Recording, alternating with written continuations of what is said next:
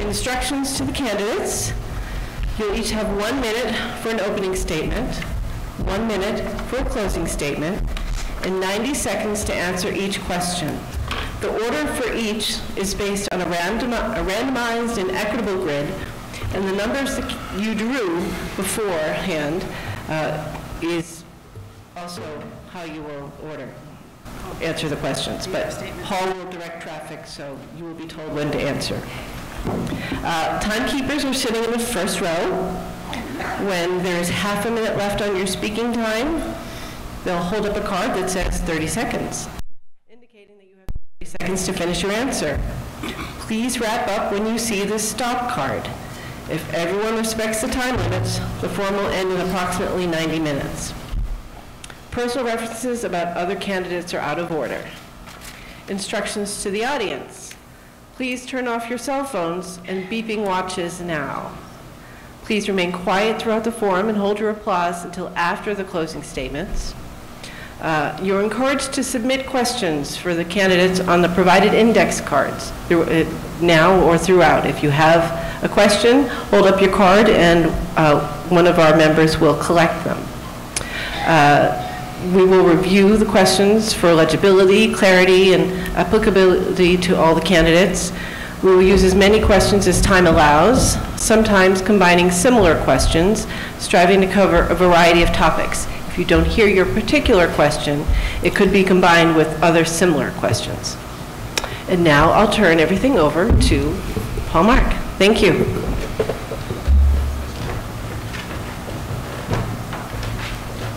Hello, everybody. Thanks for coming out. Thank you to the League of Women Voters for organizing this forum. Thank you to the school for giving us the space tonight. And thank you to all 7 of the candidates for being willing not only to participate tonight, but to be more involved in your community and run for office. It isn't always easy, and especially in today's world. So I applaud each one of you for being here. We're going to start off with 60 seconds opening statement, and our first stater is going to be Joanne Milton.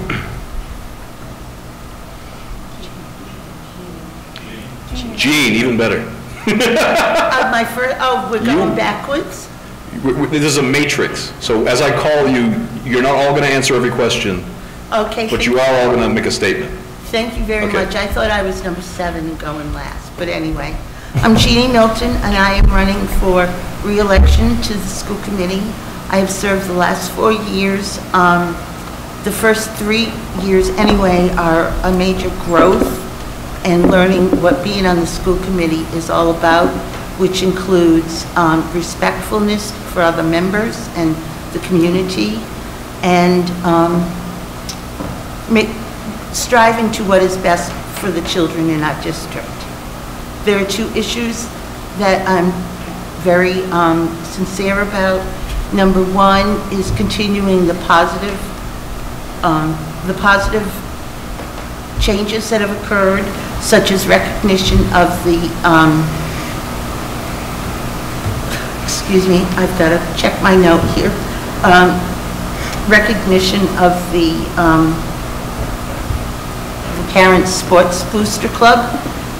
Also, recently, Pioneer received a very high rating. And that is time. I was told to stop. Sorry. But you'll have more time to talk at different times. Our second candidate will be Martha Parker. And I apologize again if I'm saying anyone's name wrong. You got my name right. Nice. So I would like to thank the League of Women Voters for organizing this, and also Paul Mark for coming. I was requested to run for the school committee by members of my town, and I thought about it for a couple of months and then decided that I did have some skills to offer. I am a public teacher, and I'm a teacher in public schools, so that's one thing. I have some understanding of how public school runs, so I think that is something that I have to offer. I'm also a licensed social worker in this state and have worked with a lot of systems and communities, and so I bring that to the job. I've been a union rep and a union negotiator for 25 and 30 years, so I have that to offer in this job. And I have 2 children who have graduated from the school, and so I've experienced from a parent's point of view what it's like to have your children in this school, which has very unique characteristics. And now I'm stopping. Thank you Time's very up. much. Our next candidate will be Abigail Pratt. That's me. So my name is Abigail Pratt, thank you. And I'm here to speak for both myself and Karen O'Neill, who's the other candidate from Leiden who is unable to be here tonight. I started advocating for better educational policy while I was still in high school. Now that my daughter has started public school, I find myself driven to get involved again. I began last year by joining the PTO and the school council at Pearl Roads Elementary. I have worked within environmental and educational nonprofits and seen the struggle between efficacy and fiscal responsibility. I hope that as a member of the committee, I will be able to help balance short and long-term goals and aid in transparent communication between the district and our member towns.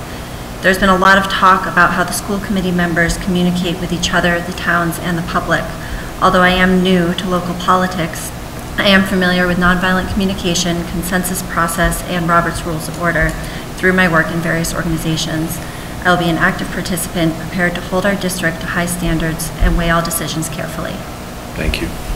Our next candidate will be Michael Townsley. Good evening, Mike Townsley from Berniston, first time running for a position in the town. Look forward to serving the residents and students of the communities in the Pioneer Valley School District. I've had children graduate from Pioneer Valley. They've been successful, and I'd like to pass that information on to the students and leaders of the school administration so that every student from our schools can have the same opportunities. It is important that we bring back our programs and treat the teachers fairly in this district. Those are the two items that I would be specifically working on when and if I am elected. I look forward to serving the community and am committed to doing that 100%. Thank you. Thank you. Next candidate will be Aaron Gary. You got it right. All right. I have no formal opening statement. I'm just a father of two children. I co-parent with my wife. They both attend Berniston Elementary. Just seeing the things happen over the last couple of years, we've been around 3 years, I felt it's time to start putting a little effort into the school systems, which I've never really been into, but I'm open, willing, invested, so I'm just looking forward to it. Thank you. Next candidate will be Sue O'Reilly McCrae. Hi, everybody. I think I probably know most of the people in this room. It's been coming to school committee meetings for several years now. I've been on the committee for a little over a year and a half. I was appointed to fill a seat that was vacated. So I am running for Martha Morse's 4-year seat, and the town will appoint someone who has volunteered to the rest of the 2-year seat that I had started to fill. So I just wanted to let people know that. There's only one spot on the ballot. You don't have to pick between the people. So. My boys, really, that was 1 minute? So a minute is quicker than you think, right? And now our final opening statement will be Kristen Gonzalez. I get 30 seconds, I think. It was a mistake. She held up the wrong card. Oh. So I just wanted to say my two boys went to Warwick Elementary and had a fabulous experience at Pioneer. I feel devoted to this district, and I look forward to serving in a continuing way with new wonder. I'm so excited that the people that are here with our new leadership and with our fabulous faculty across the district. And if I could ask everybody to actually pull your microphones a little closer. Okay. It's difficult to hear, I'm sure. Everyone's not as loud as I am. And Kristen, please. Good evening, everyone. My name is Kristen Gonzalez. I'm a resident of Northfield. I'm also a parent of a current 8th grade student here at Pioneer. Over the past several years, I've regularly attended school committee meetings and have been witness to a range of positive intent as well as shortcomings that have impacted our district. My intentions to run for school committee stem from my desire to engage as an active participant that will advocate for the children and families within our beloved school district and to ensure that transparent and sound decisions are made to benefit our children.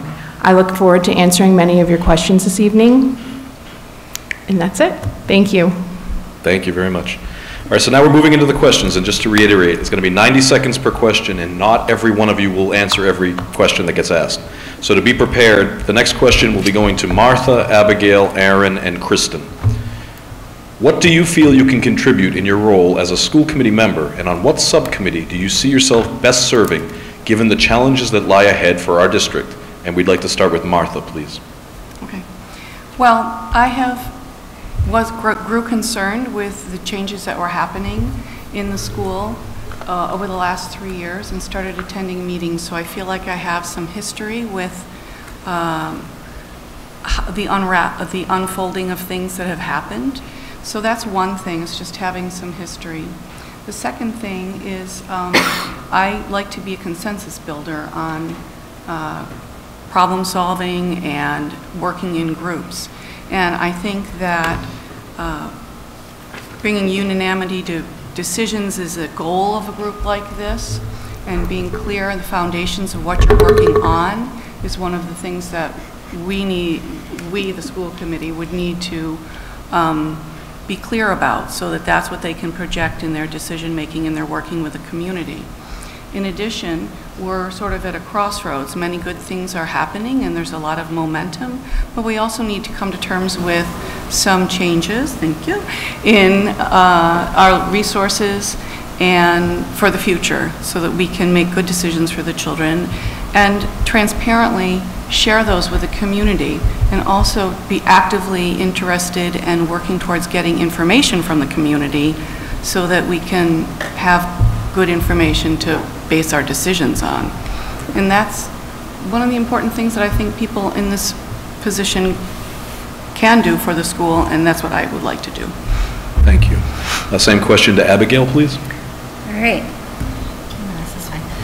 So, like I said in my opening statement, I have worked within many organizations that all function a little bit differently, but have worked with the consensus process, a little bit with Robert's Rules of Orders. I'm a little less experienced with that, and nonviolent communication.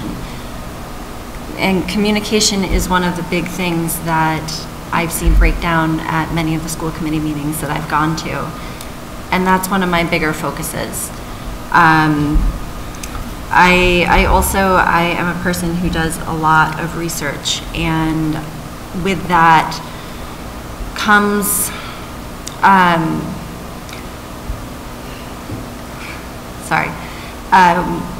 thoughts about how I can make decisions and how we can work together to make decisions.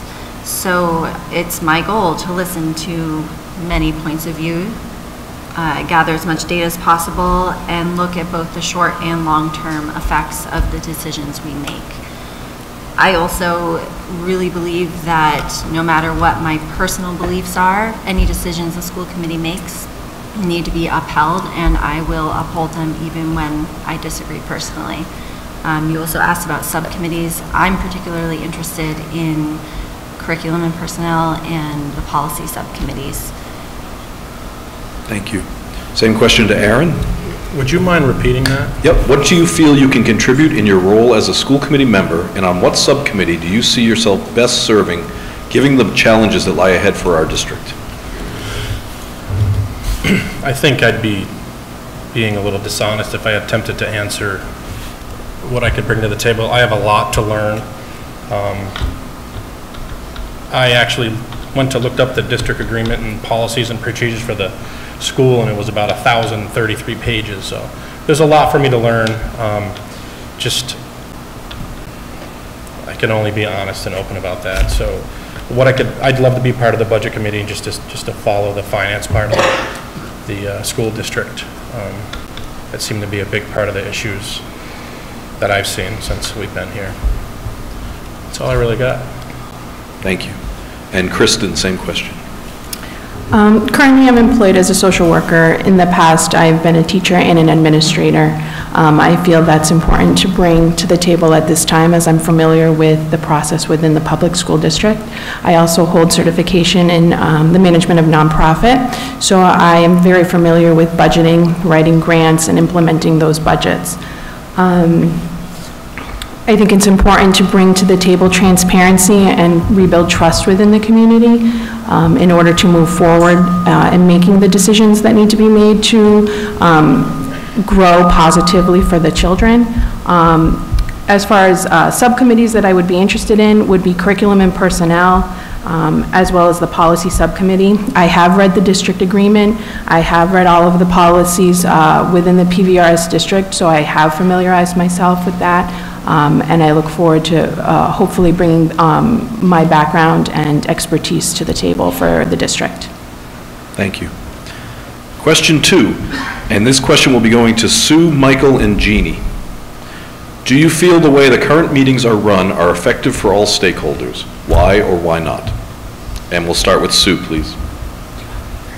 Can you just read that one more time? Do you feel the way the current meetings are run are effective for all stakeholders? Why or why not?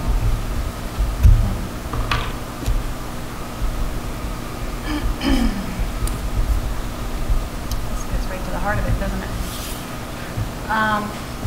I think that's been, yeah. So we've been in a time of challenge where there were a lot of concerned people at our meetings and a lot of feelings. And I think it's a challenge to strike a balance between listening to the community and making sure they feel heard and getting the work of the committee done. I think the 3-minute rule is appropriate. I think that it's important once concerns are raised that they not necessarily be discussed in the moment, but that they definitely, people get responded to at the next meeting. So that's something I'm working on currently with our new administration, basically reviewing the minutes, noticing what the concerns were that were expressed, figuring out what our response to that is and trying to get it on our agenda and make sure we communicate clearly back at our next meeting. That said, we have had some very long meetings, but we have been dealing with a bit of a mess. And I think routine management of our district is going to be easier to handle than the crisis that we've been in. So I think it will be easier going forward to balance listening to our community and getting our work done. So that's my thought. Thank you. Same question to Michael, please. Currently, I don't think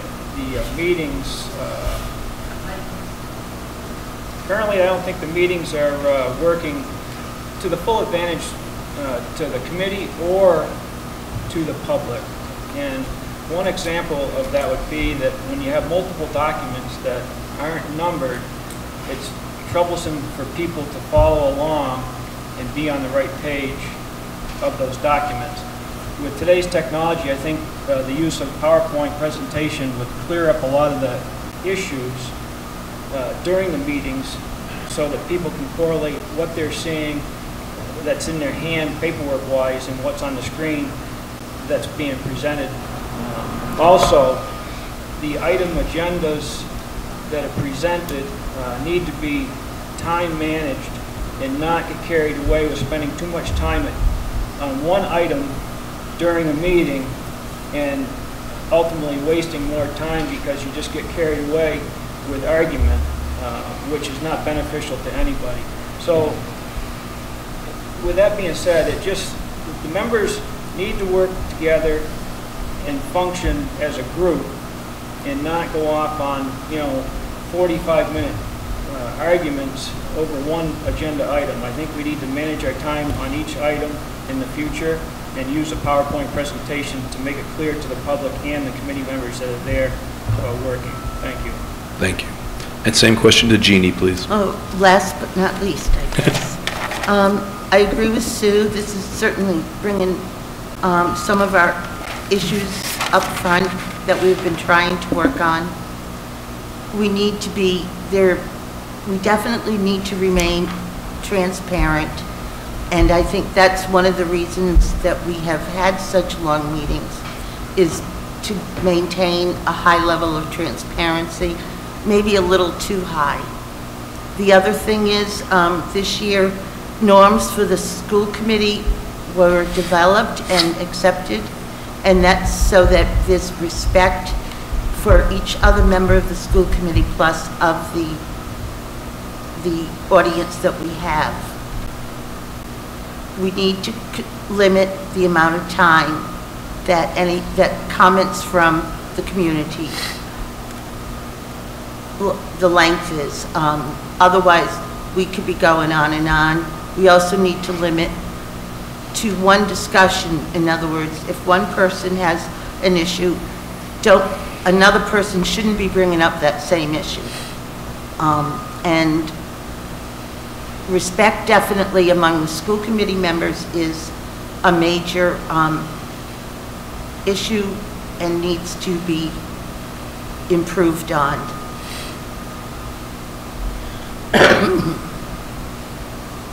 Thank you.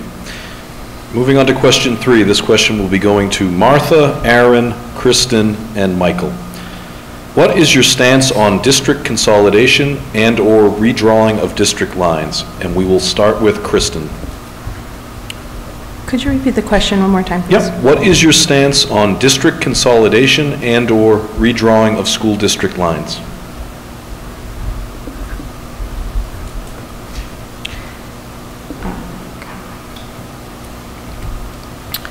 I think it's important before any decisions are made as far as consolidating the district or reorganizing the lines to take the time to learn about each individual school and look at the budget and compare both items.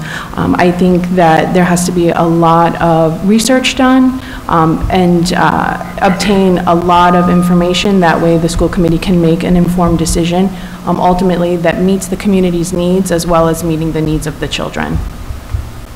Thank you. Same question for Martha. So I think the district is in a changing situation financially. I think we have lost revenue sources from School of Choice children and also from Vernon, so we need to critically think about how the money that we have represents the point of view that the community has about how they want to educate their children, what they want to be included in that education.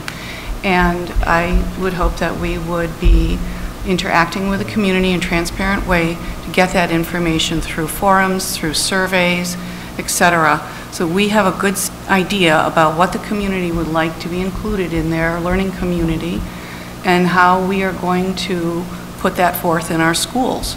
And that can be solved in a variety of ways. It's not my personal opinion how that's solved, but rather to represent how the community feels about that and then figure out what we're going to do with our schools, and so that the schools can educate the children with that.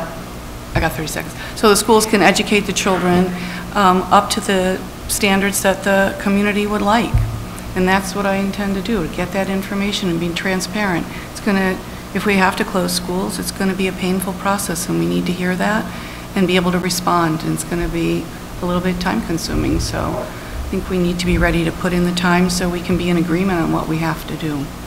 That's what I would like to do. Thank you. Same question to Michael. Consolidating the schools, I'm actually looking forward to the results that the HEART Committee has been working on. I think in benefits to the kids, I think it's a good thing to do the consolidation, but it needs to be discussed. What's happened is we've waited too long for the numbers of students to drop before we had a plan worked on. The plan should have been worked on long ago, and the HEART Committee has some grant money that they've been working on getting that done. Now, this is, to consolidate is to benefit the kids so we can have the programs like band, music, vocal music. At this point, because we're spread so thin, we are not able to fund those programs. So consolidating would be a benefit to those programs and other programs because you're bringing the kids to central locations. Nobody looking forward to closing a school, but if it benefits the kids, then that's what I think should be done. Thank you. Thank you. And same question to Aaron.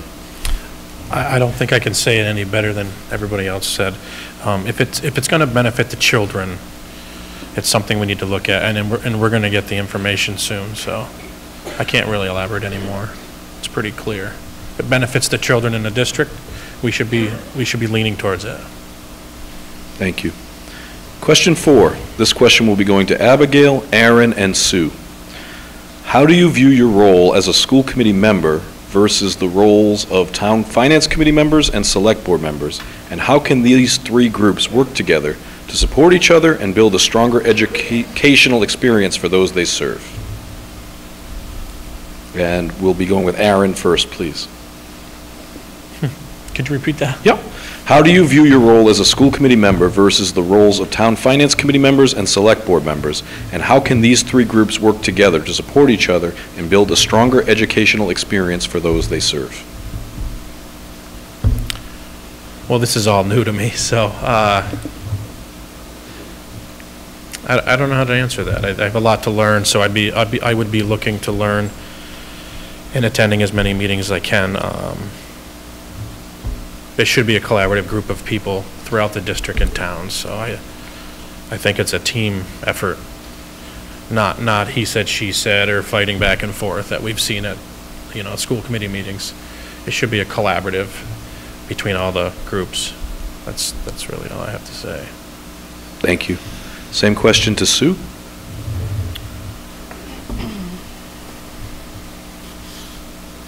Great question that gets right to the heart of what we're working on. So we all want the best for our children. We all know that. We all have a limited amount of resources to put toward supporting our children. I know that the select board and finance committees are going to be hearing from the district's finance person in a whole different way than they have in the past. So the collaboration on awareness of shared needs and budget will be different than it has been in the past, and that's going to be very helpful. That said, the school committee is the group that advocates for the children. So I see my job as that. I am advocating for a healthy, vibrant school system for our children. There's a bit of a tension around the shared services in our towns. Our schools are not the only service we provide, right? So we hear the call for better communication and more collaboration. I get that. In the end, the tension is going to be there because I think the school committee's role is clear. We need to advocate for the children and the education of the children. So I will collaborate, I will listen. I know we can craft something we can all celebrate. Thank you. And same question to Abigail. Well, again, mics in all directions. So I agree with a lot of what Sue said. I know one of the recent school committee meetings I was at, there was talk about an advisory committee that is supposed to be in place. I think it's in the district agreement that connects these groups. And that's something that I'm definitely very interested in as a member of the school committee. And we do need to have clearer communication between our town committees, our community, and the school committee itself.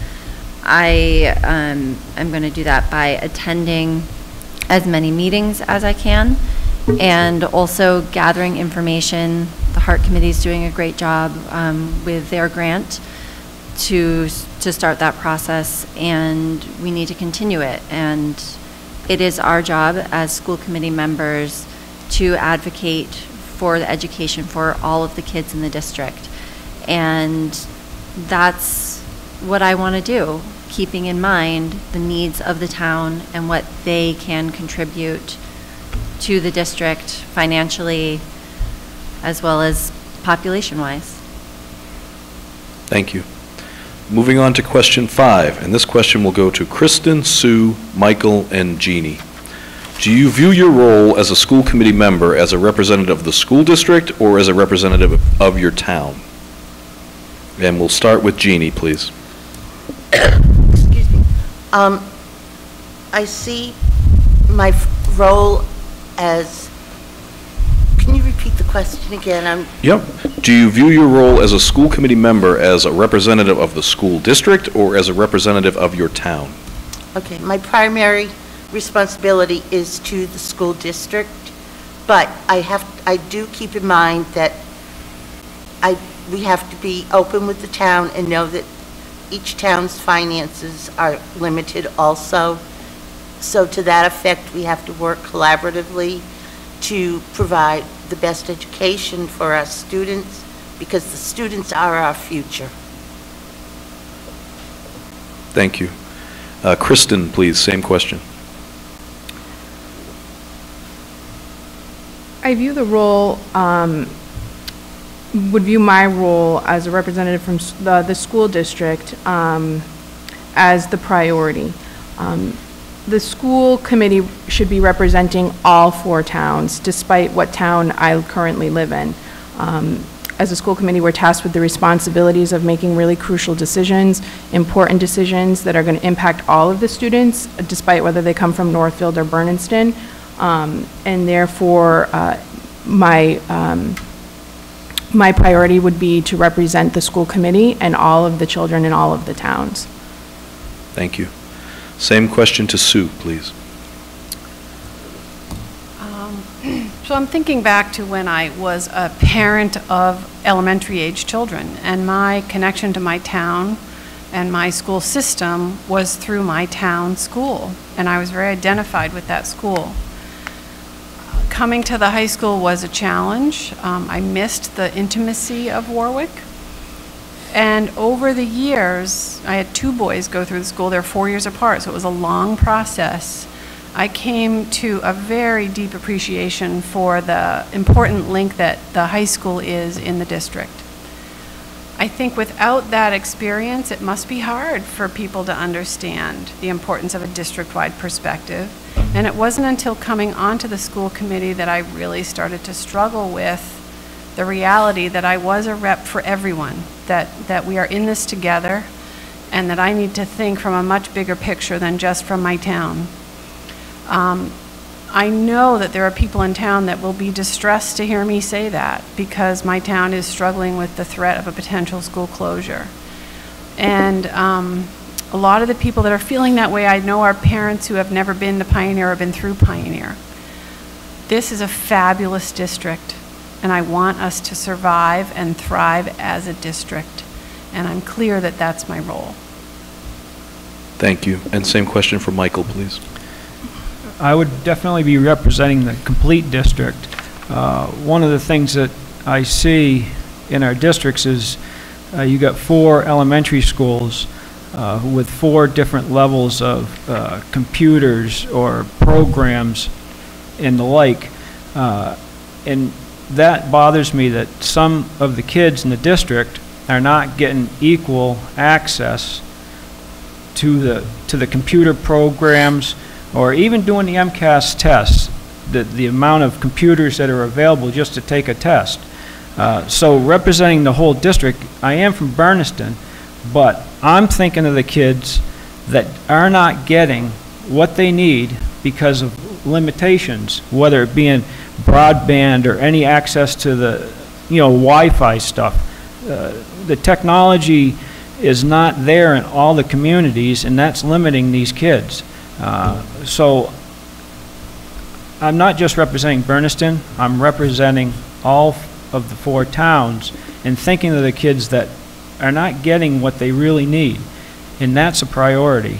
And we really have to work on, whether it's through the consolidation, with the HEART Committee, those are the focuses that I see us working towards, and that's to make sure all the kids get equal access, whether it's through consolidation or bringing that stuff to those schools. Thank you. Thank you. Our 6th question will be going to Martha, Abigail, and Kristen. What is your plan to retain and attract quality teachers given the school district's current crisis?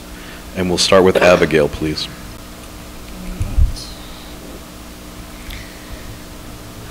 I think with where we are right now, financially, that's challenging for the teachers. I know that they've been working without a contract, and that's something that we need to make sure gets taken care of so that they know that we have their back and we want them to be here. I know also that the recent report card for our district, our academics are astounding, and I think that, well, I know that that is due largely to the amazing teachers we already have in the district. So I think whatever we can do to support them is important. I think that making sure that their voices are heard and that the supplies and training that they need to be able to do their jobs needs to be there for them, and whatever way we can get that to happen, we need to make happen. Thank you. Thank you. And same question to Martha, please. Well, I think that's a great question. I think it's a great question, and I think that the last 4 years have really taken a toll on our teachers. The teachers are, in many ways, the bedrock of what the students are receiving, and I think that doing some restorative work around some of the trauma from the last 3 years on the teachers would be an essential good thing. I think also some very conscious and meaningful work on collaborating with teachers in a respectful way so that they feel like their input is something that is going to benefit the school and it's appreciated and respected would go a long way to working with teachers. I think some of the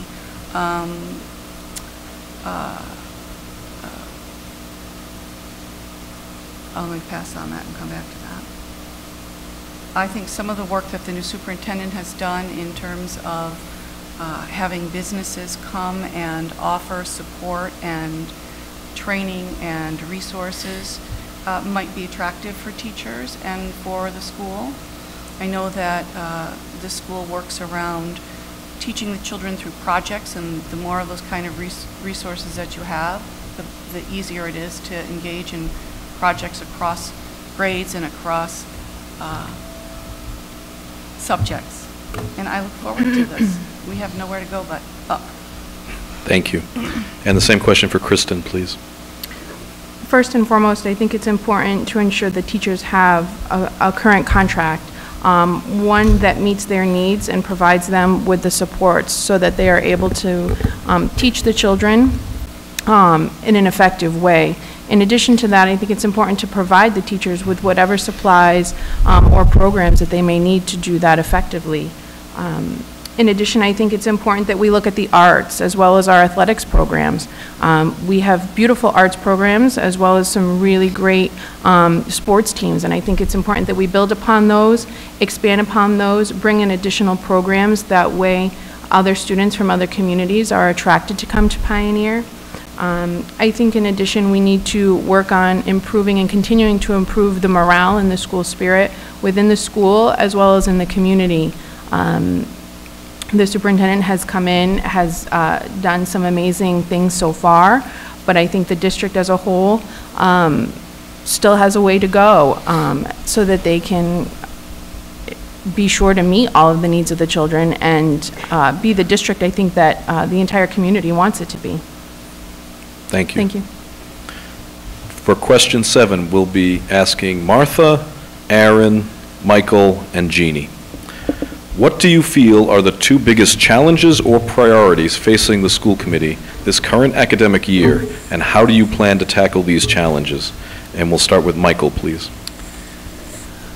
Oh, the most challenging, I think, for us is going to be to get those programs back that we have lost, specifically vocal music and instrumental music. Without those programs, you lose direction for some of the students that participate in those programs. You know, the spring concerts, the fall music programs.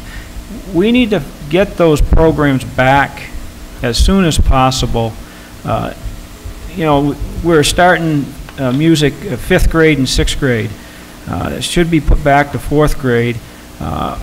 What I'll be focusing on is try to get that done, hopefully by the 1st of this coming year. Because if you don't provide the programs, it just provides another opportunity for parents to pull the kids out of the system of Pioneer Valley. And whether you're paying a teacher $50,000 or paying for 10 kids that have choiced out at $5,500 apiece, you're either going to pay somebody else's district to teach them, or you can pay for a teacher to teach them in your own district. And it just snowballs, because once 10 leave, and then more are going to follow suit. Along with the teachers, you don't take care of the teachers, they're going to opt out also. And we don't want some of our great teachers to leave like we've lost in the past. Thank you. Thank you. Same question to Aaron, please. Well, I agree with Mike on the programs. We got to figure out how to get the programs back. The teachers deserve the compensation that they've been really working towards and haven't been getting. I think the transparency is already there with the new business manager and superintendent, so I think it'll be a challenge to get the programs back and get the teachers' salaries back in line. But I think the transparency is already on its way with what we have. Thank you. Same question for Jeannie. Challenge for the year. One of mine is to complete complete negotiations that were started and then stalled and have restarted again. And for that reason, I hope that I remain on the school committee, because I would be the only school committee member continuing on the negotiation subcommittee. And our teachers deserve a contract, and that's one of the biggest challenges that the school committee is facing this year. The other one is not really a challenge, but to continue the positive growth and image that the school has had. Those are two of my priorities. Thank you. And the same question for Martha, please. So I think there's two things that work together. First, working really hard with the community to figure out what are the standards you want for your students in the community. And that is something that is negotiable. But we need to establish that so we're all working on the same page in the school committee to move forward in whatever areas that is. And the second thing is to take into account the financial realities that we are working within, making sure that our budget supports what the community and wants the school district to be reflecting academically for the students. And you know, our budget concerns didn't happen overnight. And the solutions are not going to happen in a year. This is going to be something we're going to have to work together on, and I think transparency with the community so that they're aware and informed about what is happening is really important, and also so that we can become informed about what they're looking for, and so we can work together to put that into place. Thank you.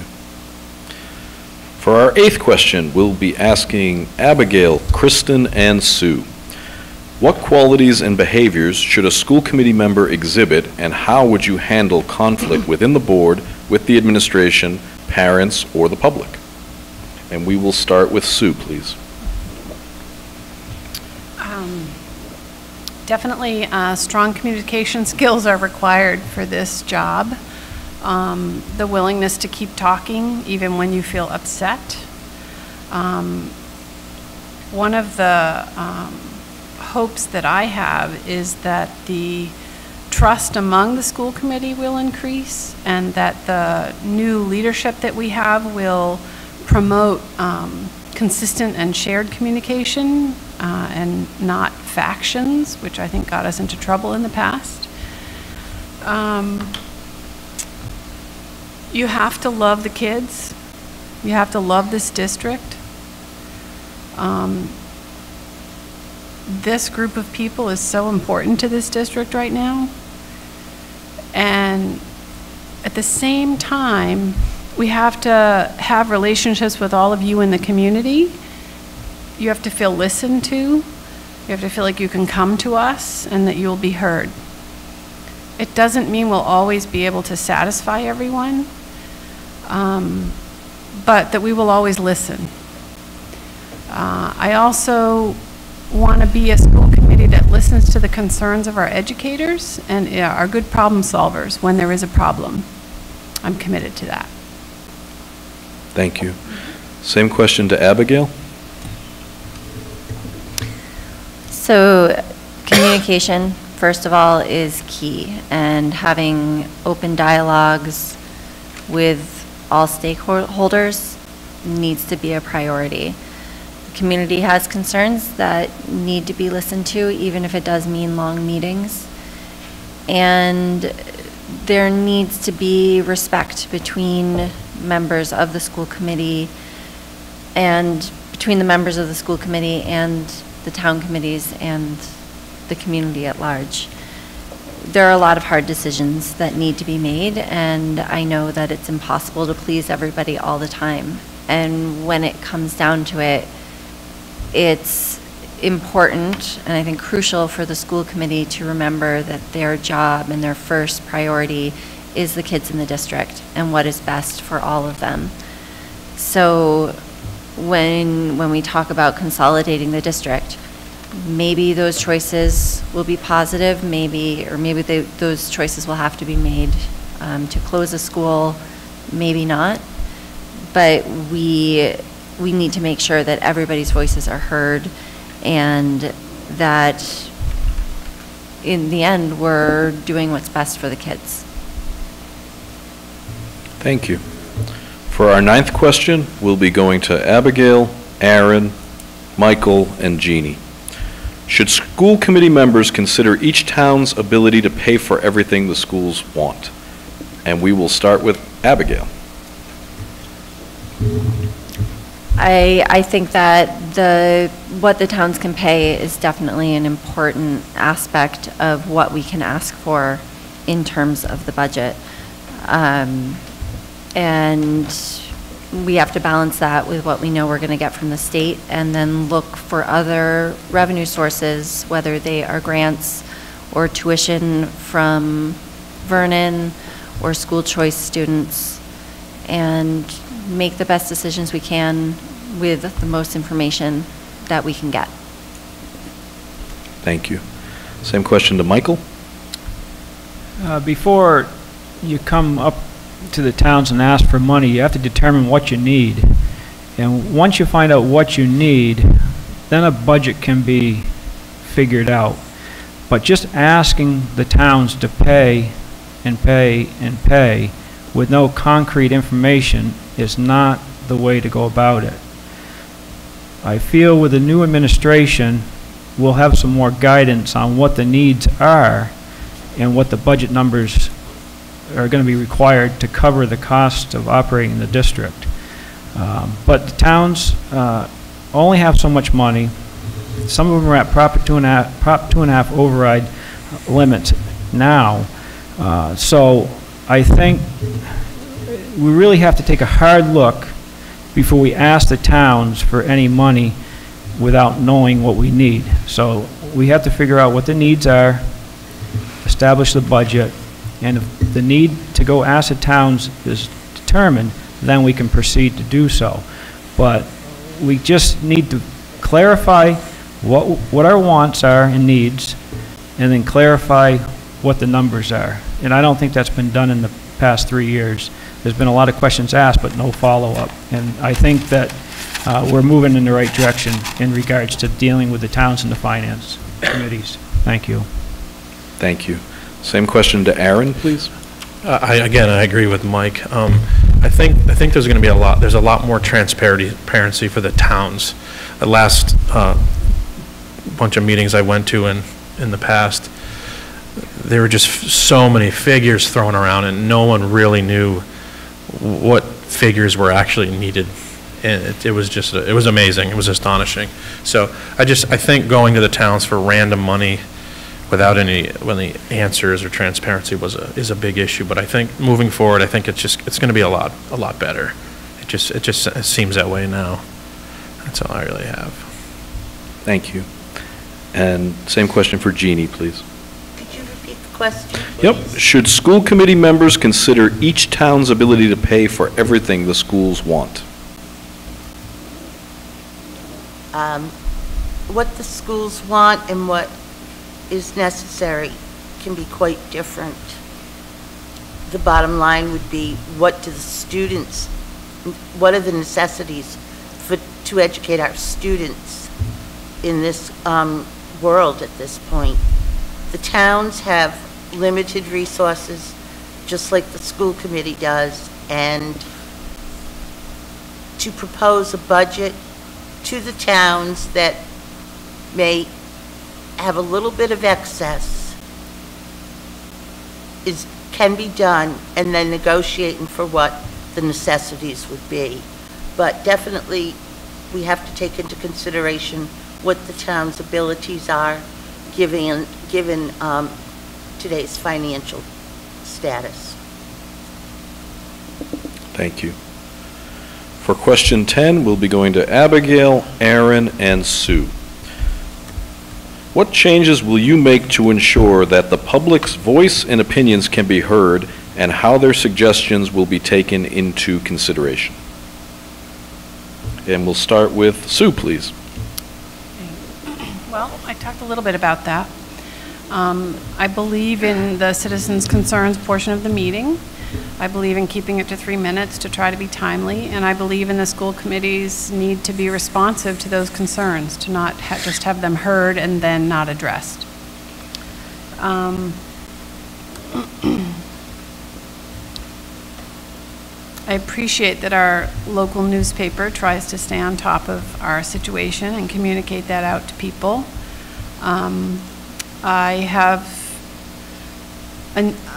One of the things I would like to work on with the committee is who speaks for the committee, so that there's clarity in the communities, and would hope that the chair be the spokesperson for the committee, so that there aren't unexpected or uncorroborated comments in the press that make trust and ongoing dialogue difficult.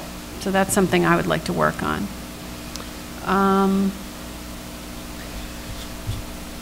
I think that given the challenges we've had, the public has done a really good job of expressing their opinions to the school committee and bringing up their concerns. And I think that our challenges warranted having community presence. That's what brought me to the school committee meetings. I was present for a long time before I joined the committee because I was so concerned. And it's a good sign for us. It's a healthy community that shows up when there's a problem. And I appreciate that that happened. Thank you. Same question for Abigail. So I definitely agree with Sue that the citizens' comments at the school committee meetings are very important. I do think that they could be in a more useful place in the meeting. I find when I've gone to meetings, and that's the first thing, I don't necessarily have anything at that point, but I might later in the meeting and don't have a place to express it. So I think that playing with where is that most effective in our meetings, in the school committee's meetings, would be useful. I also intend to respond to people who reach out to me directly, and I'm happy to listen to anyone's concerns. I may not be able to address them myself. I'll be one member of a 12-person committee, and I can't speak for the whole committee necessarily. And we do need to have someone who is an official spokesperson to make sure that we're on the same page. But also how we respond to comments that we get is important. I have heard a lot of angry comments at meetings from the community, and well-founded ones.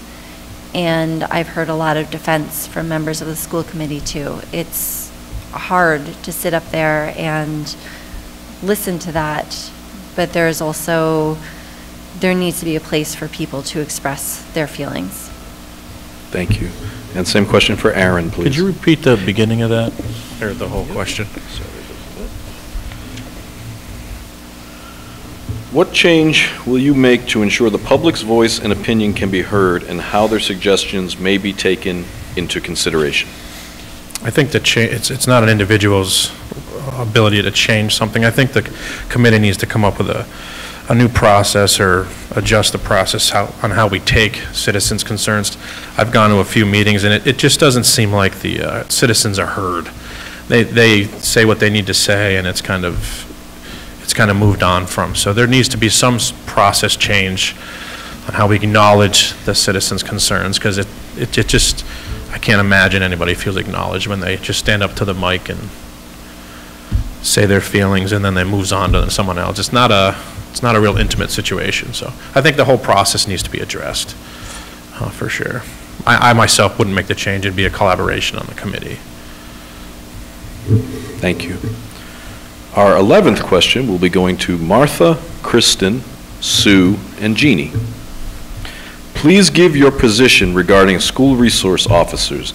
Are you in support of continuing the presence of a school resource officer? Why or why not? And we will start with Kristen, please.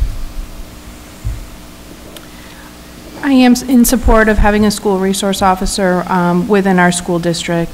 I think there's a variety of reasons to implement a school resource officer at all age levels.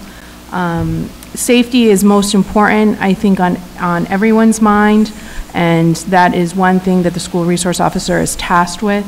In addition, meeting a variety of needs of the students and the school, whether it be mental health needs, whether it be substance use needs, and that is a way that we can add an additional support within the school by utilizing the school resource officer position. I think in addition, it's important to have a school resource officer that's truly invested in the community and would like to provide some longevity in their position. We have had several school resource officers within the community, and each seem to contribute some, but it would be nice to have one that is committed to the district, is willing to provide longevity, to implement a variety of different programs, as well as meet the needs of the students in the district and staff. Thank you. Thank you. Same question for Martha, please. So this is an interesting question, and I'm kind of conflicted about it, frankly. I'm conflicted because the school is relatively small, and in my experience with the school, when it was functioning so that all of the levels in the system trusted each other, I think discipline issues were handled successfully. I think small enough so that most people who were administrators knew all the students. And so in terms of sort of the social control aspects of having an officer, it didn't really seem to me to be an urgent thing that we needed to spend the money on. But I do realize that it's in the system to have one, and we're encouraged to have one. And I think one thing that would help me think about this more clearly is to do some data analysis on what the past, what do they call them? Resource officers actually did, not what it would be a good idea for them to do, but what did they actually do, and is it a worthwhile use of our money and the time they're here? And I don't think that that has been really carefully analyzed and looked at. So I don't have a clear answer on that, and I'm not clear that the role that they are actually performing is really within the job description, nor is it something that we absolutely need. So I need more information. Thank you. Same question for Sue. Okay, so my understanding is that the law requires us to have a school resource officer at this point. So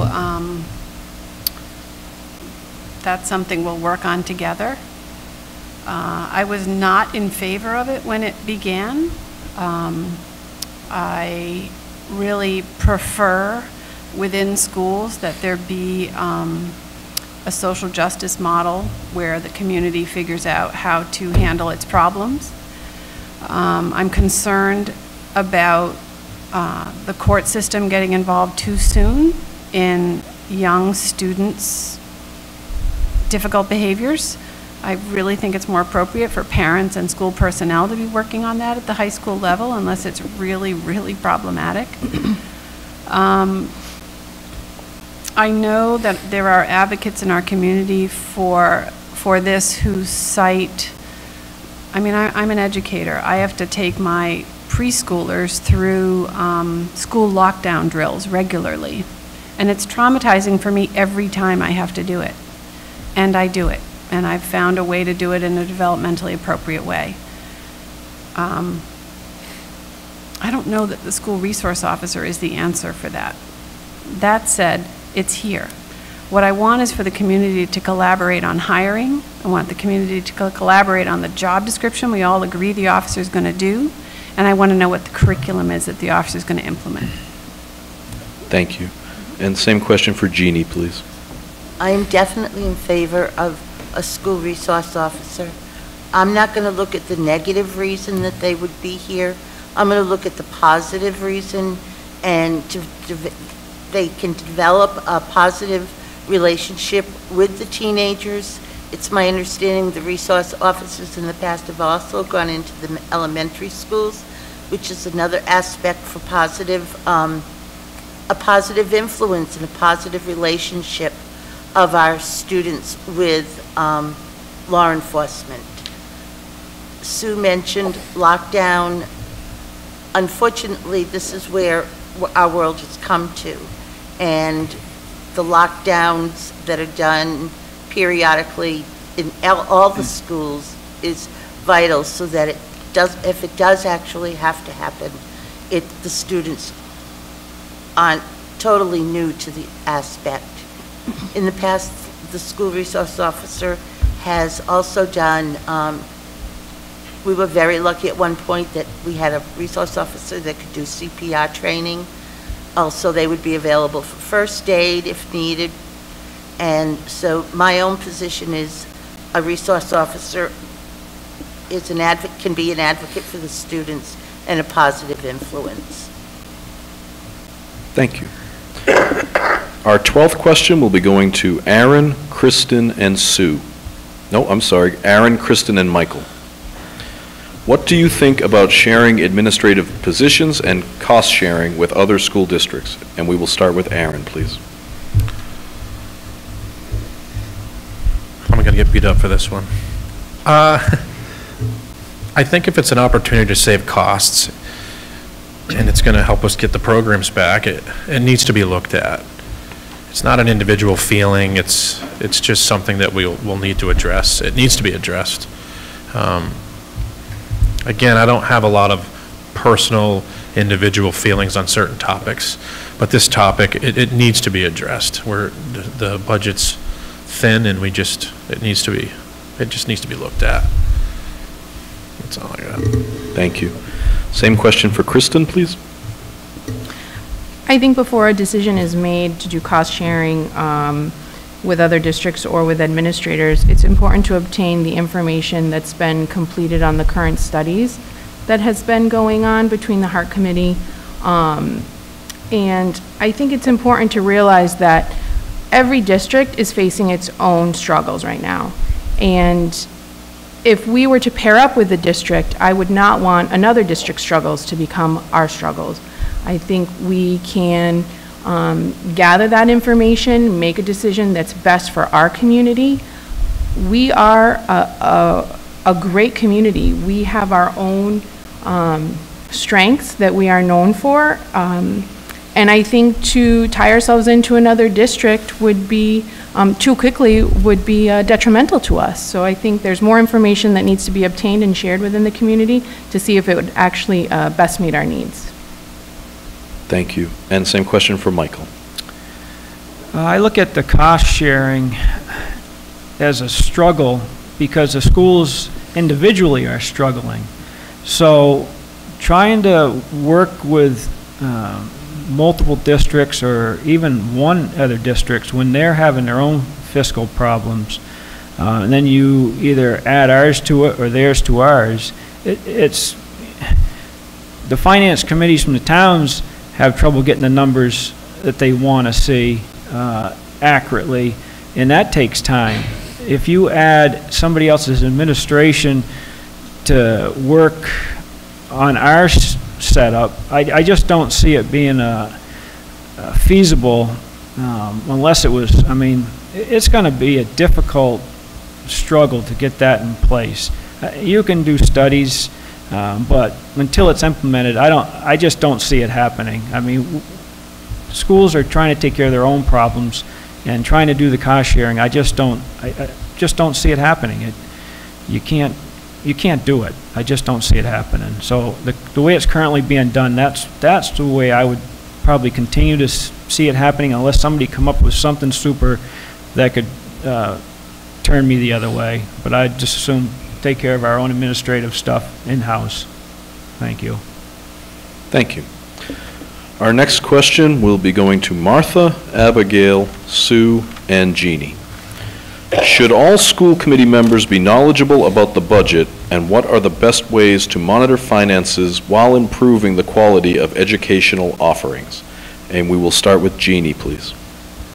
I've been struggling with this for 4 years, be knowledgeable of the budget.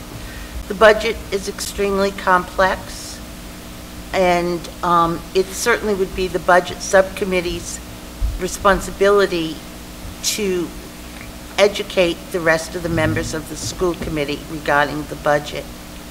The other part of it is for administrators to be, when they present their budget, to be fair with what their necessities would be.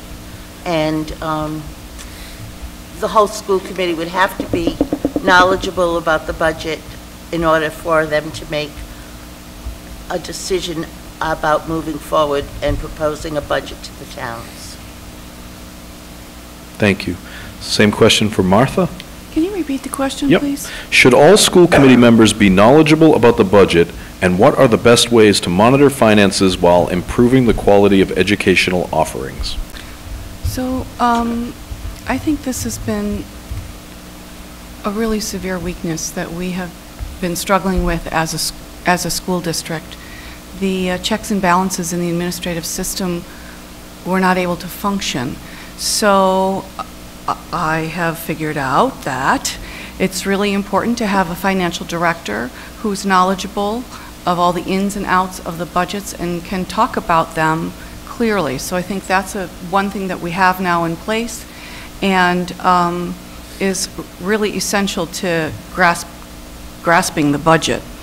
And the second thing is that the budget, as I understood it from a training recently that the school committee had, the budget is a way to take into account whether the school administration and school committee is supporting the learning community in the manner, thank you, in the manner that we all agree are our priorities. So it is important to understand the budget and get clear information, and then also reflect, does this budget, are we spending money in this budget according to our educational priorities? And I kind of look forward to using the budget in that way, because it can inform what we're doing so that we're making choices that make sense. We're not just pushing through the same line items in the budget that were there last time, giving them a little bit more money every year. So. Thank you. And the same question for Abigail, please. So the budget is definitely one of the biggest jobs of the school committee, and yes, I do think that everyone on the school committee should at least have a rudimentary understanding of what is going on in the budget, with the focus on the budget subcommittee going a little bit deeper into it.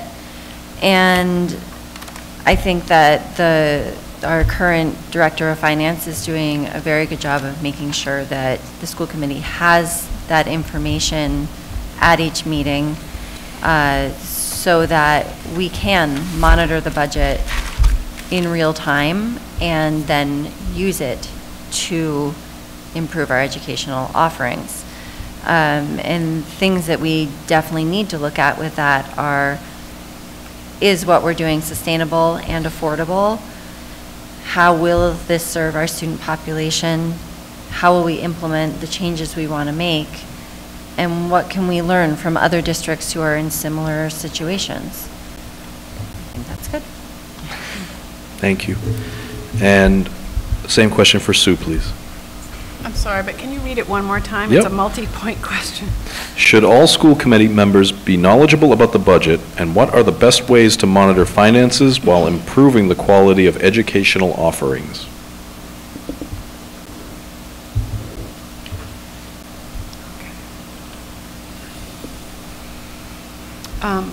It is our main job to monitor the budget. I have been pretty appalled by the past experiences I've had before we had a new finance director and superintendent with my utter inability to monitor the budget. I don't feel that anymore. I feel like I understand our budget and I can watch it and support it. I think budgets are basically, I love budgets. Budgets are the ways that we shape the way that we will send our resources into the community to do the work we want to do. And they're alive to me. You know, they represent people and activities and opportunities for our kids. And I believe that the budget subcommittee is a key place, as Jeannie suggested, for the school committee to get sort of pre-organized, sort of pre-digested, thoughtful orientations to the budget to make it more manageable.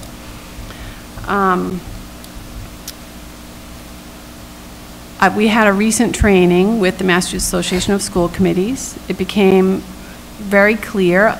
Everyone that was a candidate for membership on this committee, I believe, was there. We all have a new, clear understanding on our responsibility for monitoring the budget. We understand that we don't just approve the bottom line, but that we also approve transfers, and that we are supposed to understand the budget as it goes along. So that's wonderful. Thank you. And our final question will be going to Martha, Michael, and Jeannie.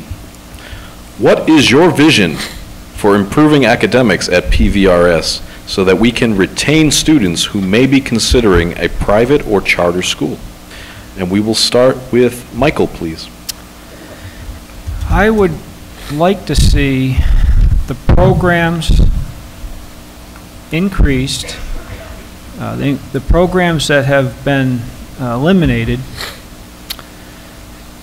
and make sure that there's other opportunities brought in to improve the educational experience for the kids at PVRS.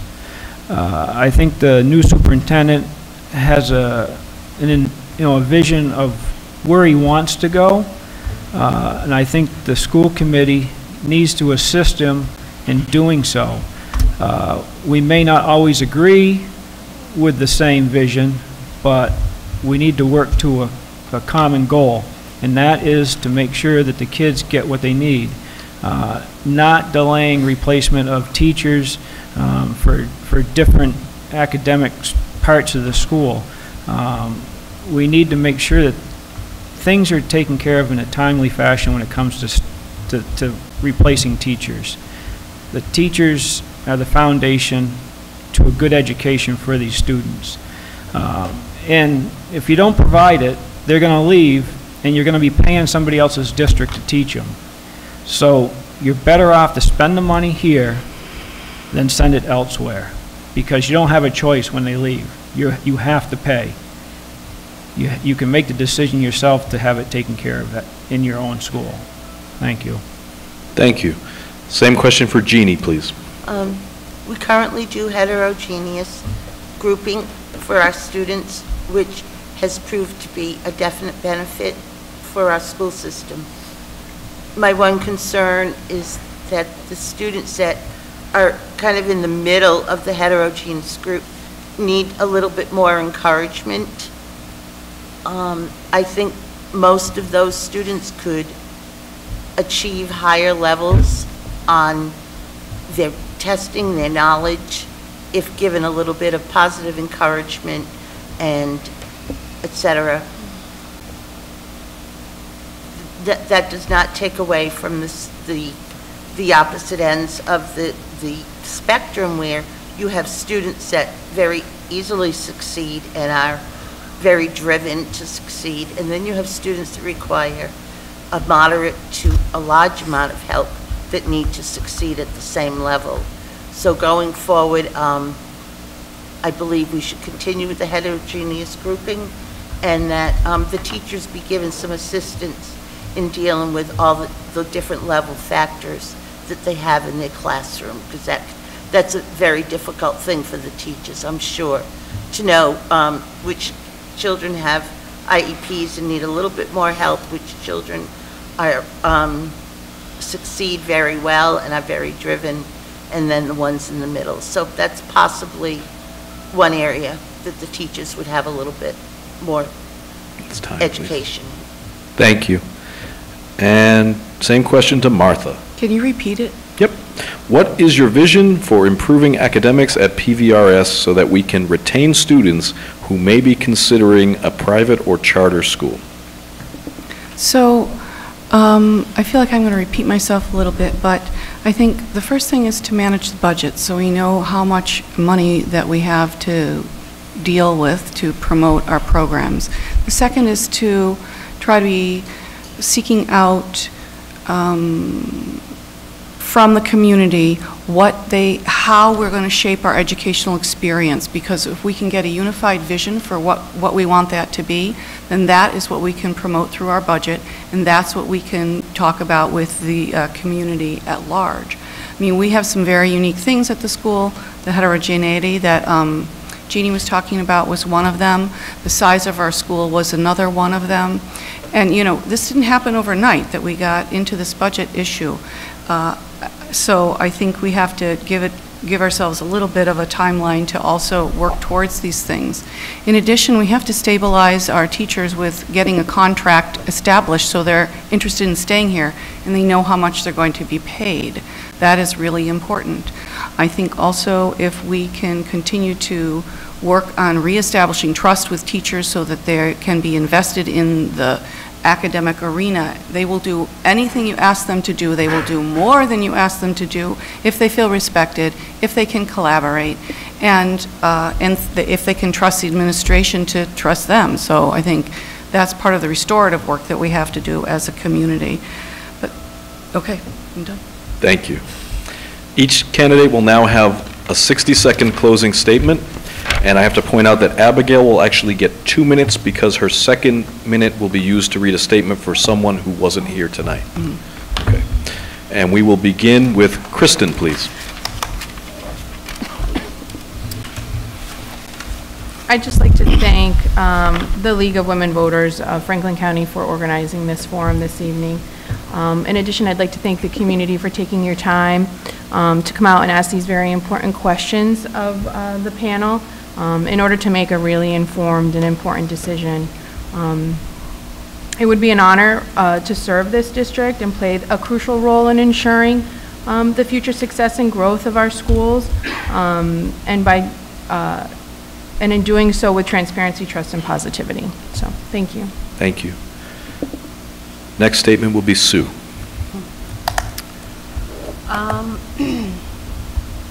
It's been a long road to get to this night. I'm so happy to be here with all of you. I'm happy to be here with all of these people interested in working with our schools and with our educators. I have developed a real sense of trust and hopefulness with the new superintendent that we have on board and with our new finance director. I'm thrilled to have our Dean of Students back in place. I'm looking forward to the vitality and trust in our community returning.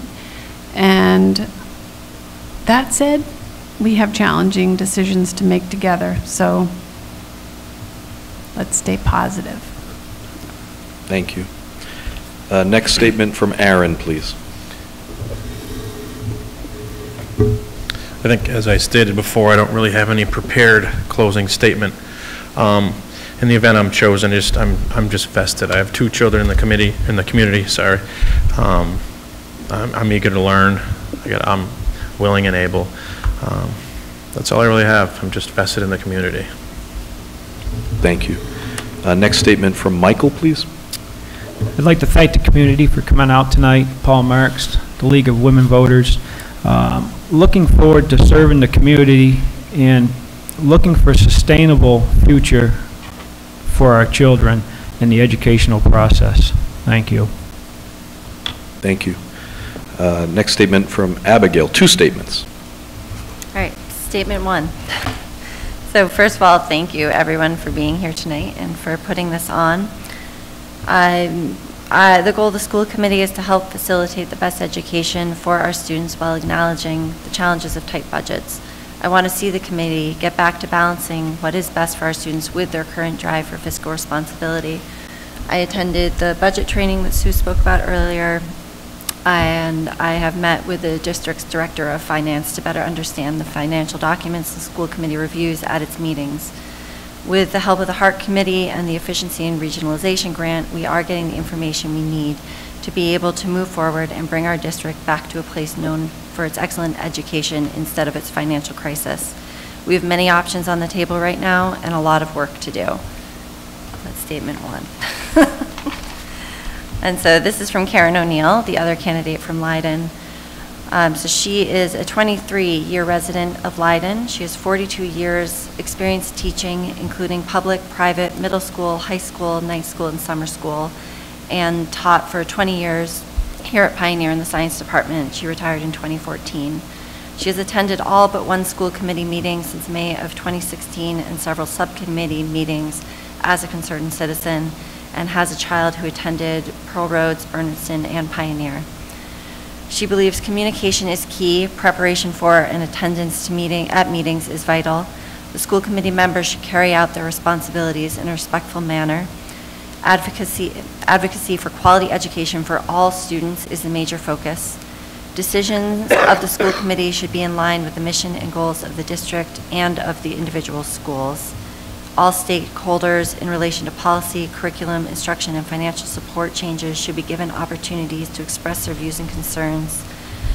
School committee members should be open to all relevant training opportunities. Thank you. Thank you. And final statement from Martha, please. So thank you to the League of Women Voters for putting this on, and Paul Mark for coming, and all of the community as well. I think we've been through a challenging time, but I look forward to working with a new administration, which I have a lot of confidence in, and rebuilding some of the best parts of Pioneer School District. In addition, also thinking about changes that we can make to reattract students that have left and to work within the budget that we have. I have some historical knowledge, having gone to many of the meetings in the school committee in the last 3 years. And it's my intention to attend the school committee meetings and be prepared for one agenda, being prepared for the agenda by preparing on my own time, not just showing up. I'm kind of looking forward to helping the school district recover. Thank you. That wasn't so bad, was it? Can we have a round of applause for all the candidates, please?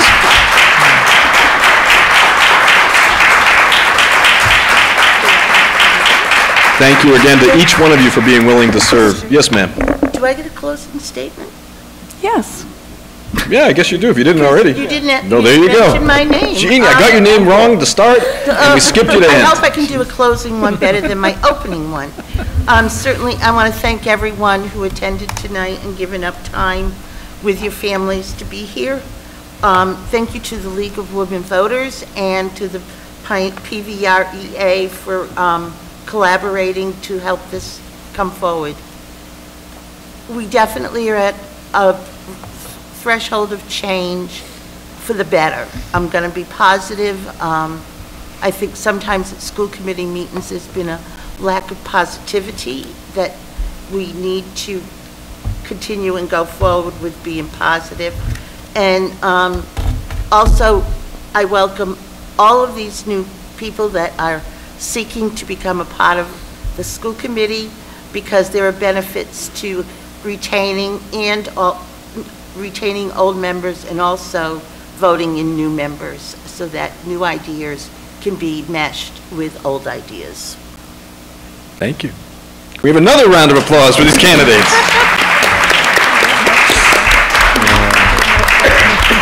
And a round of applause for the League of Women Voters, please, for putting this together and organizing. And thank you for asking me to host. Thank you to everyone for being here, for great questions, for participating in your democracy and your school committee. Thank you for the Red Sox for winning the other night, so we didn't have to compete with them. And the election's 1 week from today, so please, everybody, get out there and vote. Thank you. Yes. Nice job, everybody. Nice job. Nice job. I'm so excited.